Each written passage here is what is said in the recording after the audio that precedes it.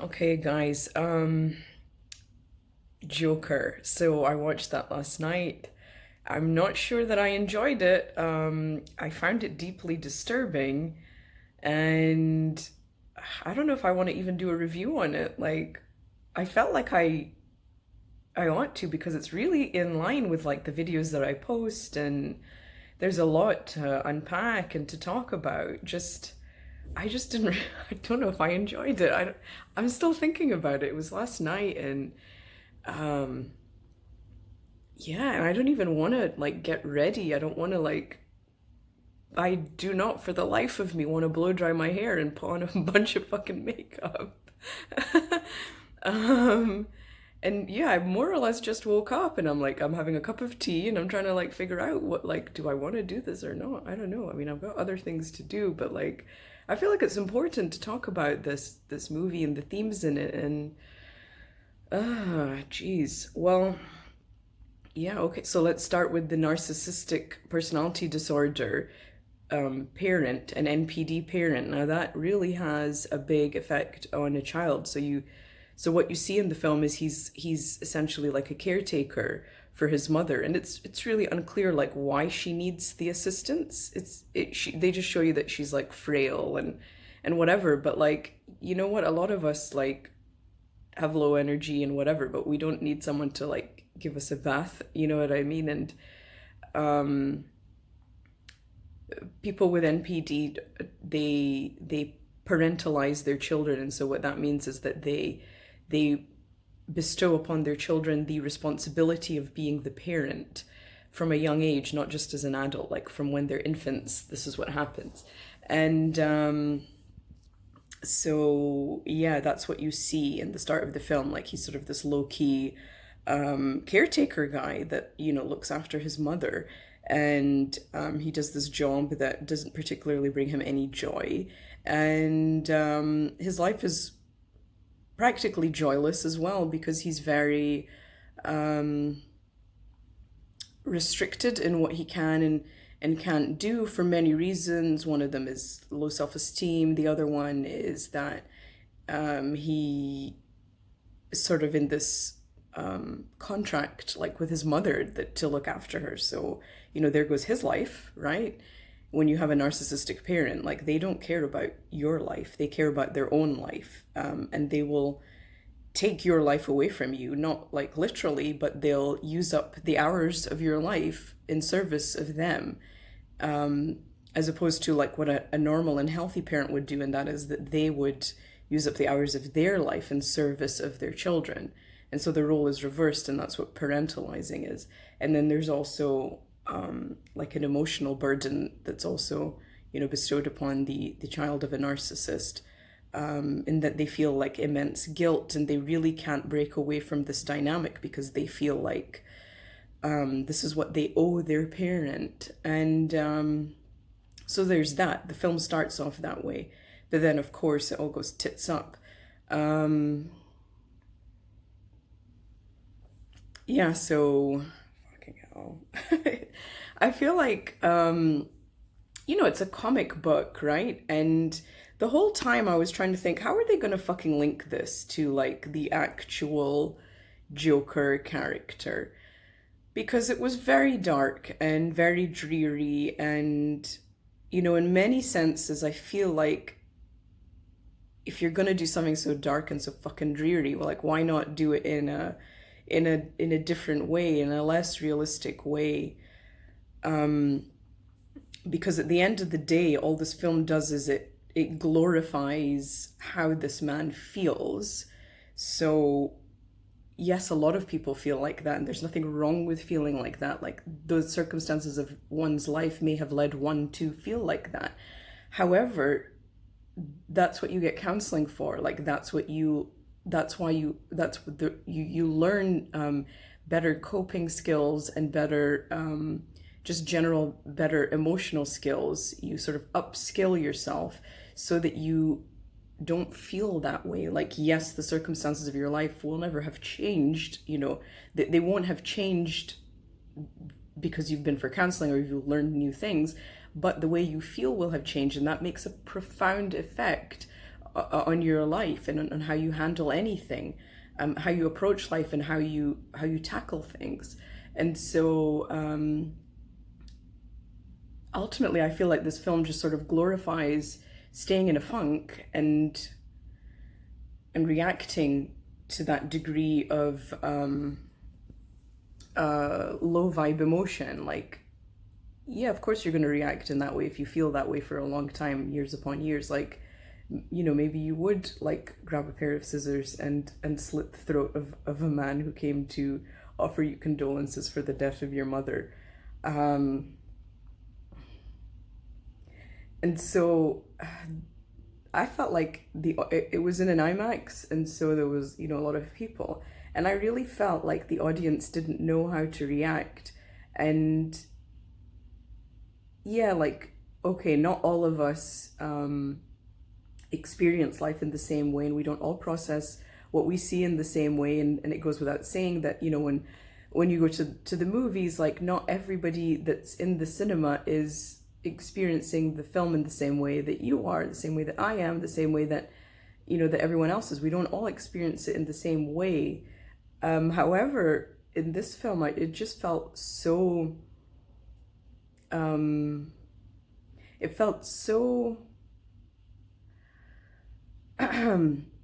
it felt like people, like some of the people were watching a completely different film, like from their reactions, you know, like there was laughter sometimes when things just weren't funny, and almost uncontrollable laughter, just like the character. And then, you know, in the scenes where there was like extreme violence, and it came as, the violence came as a shock, although, I mean, it shouldn't have come as a shock because it's the Joker, but it did come as a shock to some people. And like, for example, the woman behind me was like fucking crying, like hysterically at the violence. So I think like the audience just didn't know how to react. And I don't know if that's a good indicator of like the message that's trying to be delivered. Like, is that why I go to the movies? It's not.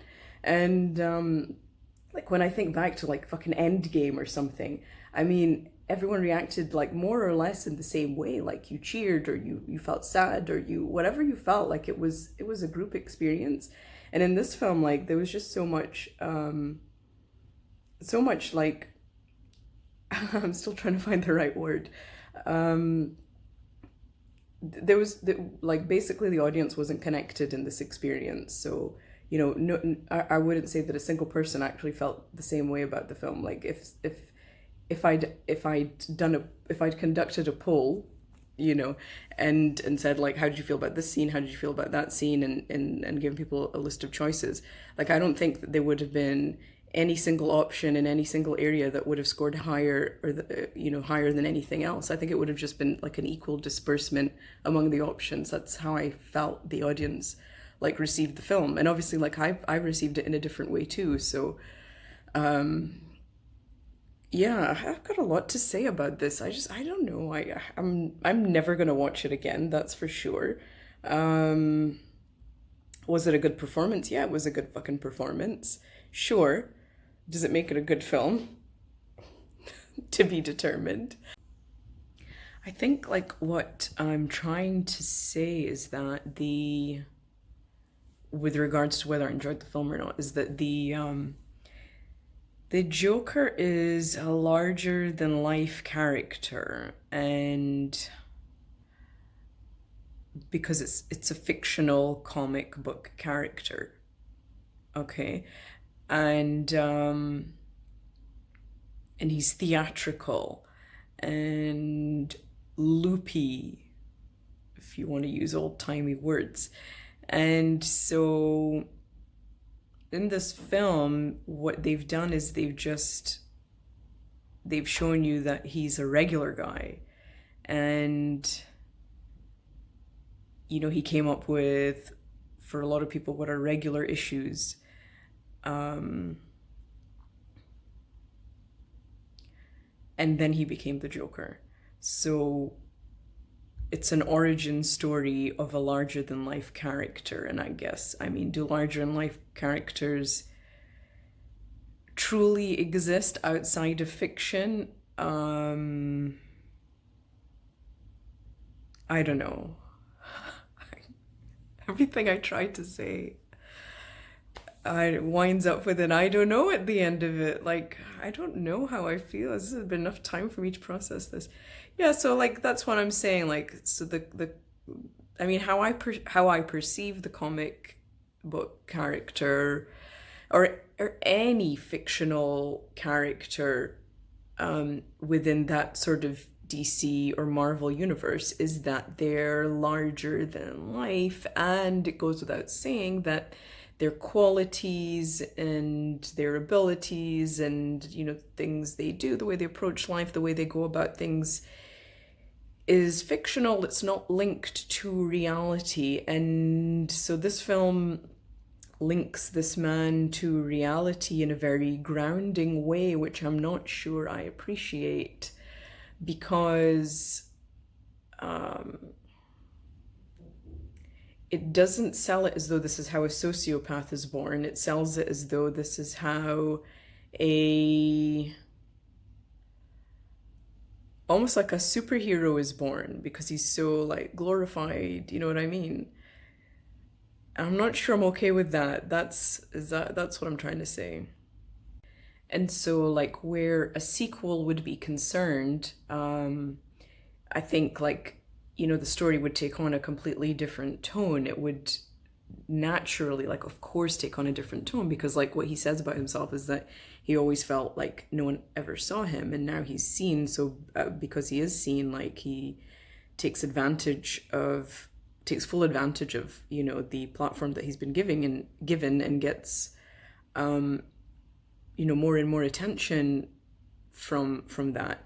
And so in a sequel, I think you would see the true character Joker, like from the comics and whatever.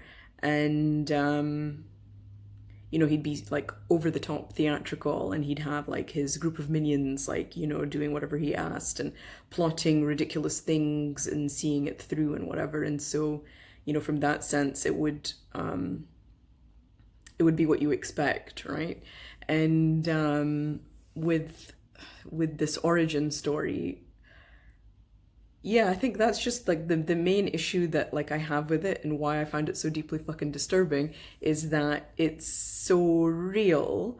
And that's what I just, can you imagine like living next door to someone like that, like who's going through a whole bunch of shit, but then what they do with that whole bunch of shit is that they turn it into an excuse to be a sociopath, right? So that's what I have a problem with, and that's why it's like deeply disturbing. And I mean, of course it is, but maybe I wasn't expecting it to be deeply disturbing.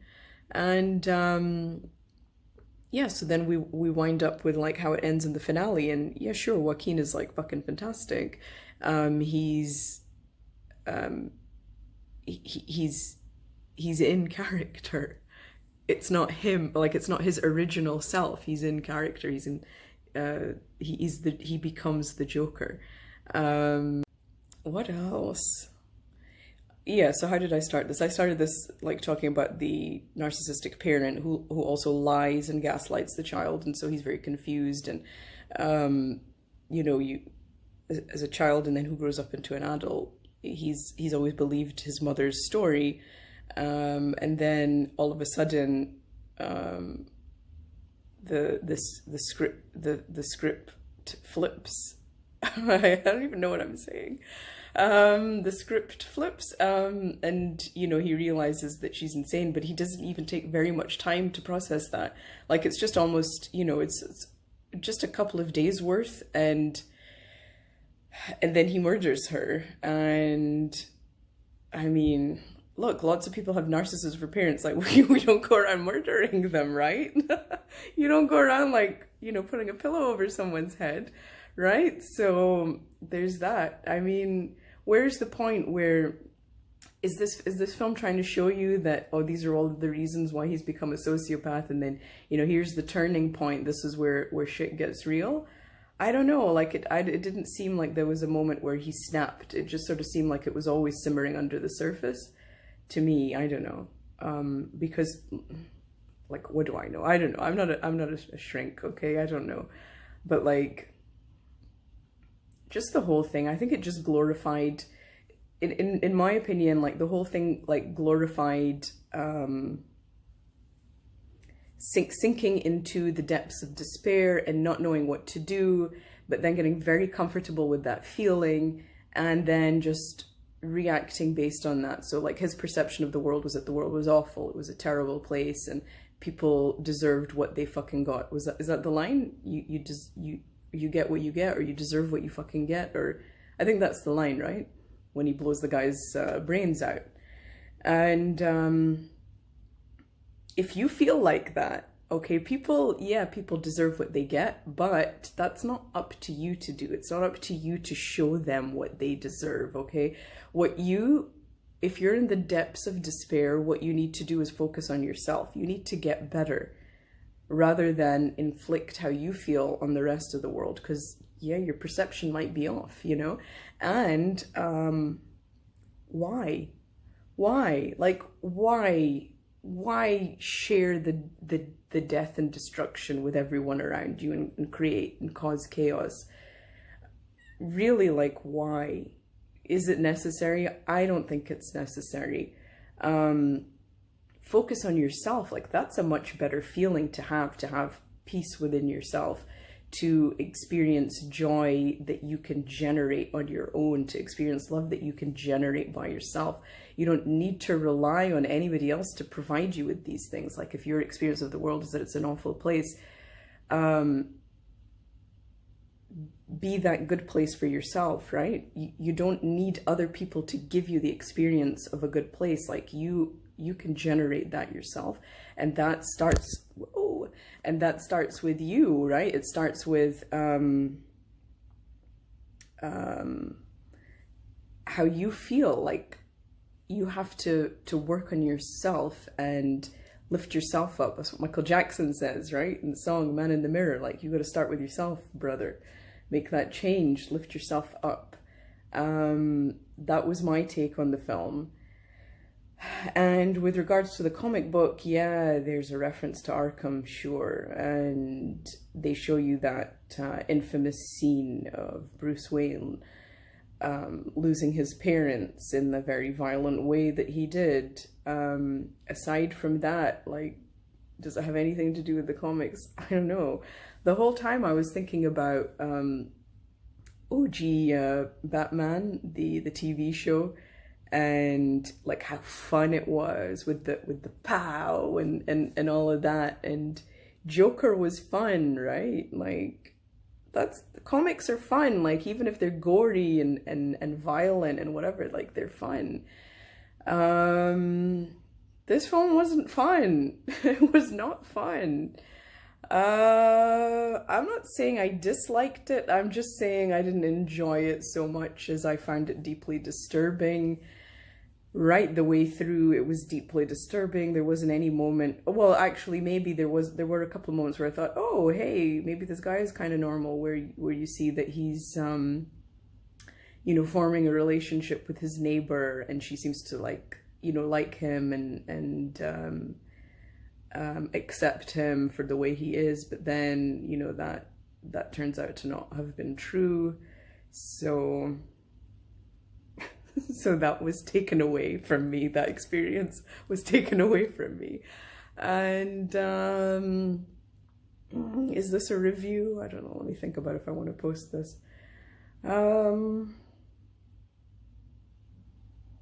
It was deeply disturbing. I mean, that's my 2 cents. That's the whole thing. That's the whole video. It was deeply disturbing. What did you guys think? Have you seen it? Did you like it? How did you feel about it? Is there anything that, like, you want to discuss, or something that, you know, that you're related to? Maybe you can put a comment in the comment section, and I'll reply to it, or I'll make another video about it. Have a fun day. See ya.